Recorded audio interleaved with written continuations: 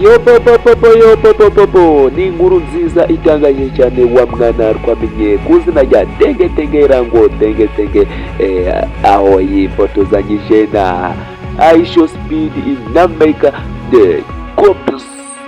Ni inkuru nziza kuri Rango Tenge aho yishimiye guhura na Ishow Speed aho yamusanze mu gihugu cya Maroc, aho Tenge rero yishimiye cyane uyu mu content creator Ishow Speed aho yakoreraga urugendo mu bihugu bya Afrika.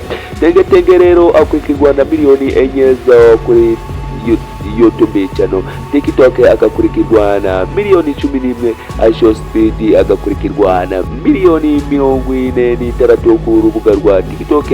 Wende this boy w'abanyarwanda